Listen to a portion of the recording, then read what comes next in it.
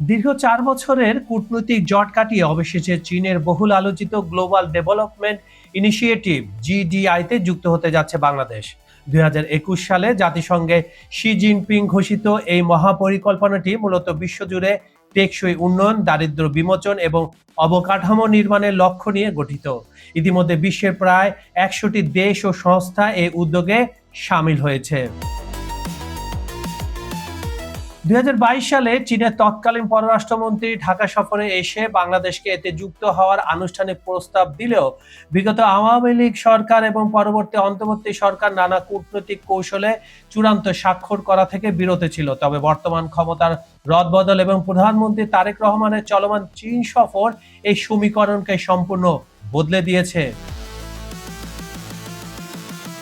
পররাষ্ট্র মন্ত্রণালয়ের কর্মকর্তাদের মতে বাংলাদেশ এই উদ্যোগের বিষয়ে অত্যন্ত ইতিবাচক এবং প্রধানমন্ত্রী তারেক রহমান এই সফরের চুক্তিটি সই করার মানসিকতা নিয়েই বেইজিং এ গেছেন। যদিও পররাষ্ট্র সচিব আসাদ আলম সিয়াম জানিয়েছেন, বাংলাদেশ শি জিনপিংয়ের এই উদ্যোগকে সাধুবাদ জানালেও চূড়ান্ত সই করার আগে নিশ্চিত করে কিছু বলা ঠিক হবে না, কারণ সবকিছু নির্ভর করছে চীনের প্রস্তাব এবং বাংলাদেশের নিজস্ব শর্তাবলীর মেলবন্ধনের ওপর। সাবেক রাষ্ট্রদূত মুন্সি ফয়েজ আহমেদের মতে, বাংলাদেশ যেহেতু আগে চীনে belt and road initiative BRI এ যুক্ত রয়েছে, যা জিডিআই এরই অংশ, তাই এই নতুন উদ্যোগে যুক্ত হতে কোনো বাধা নেই।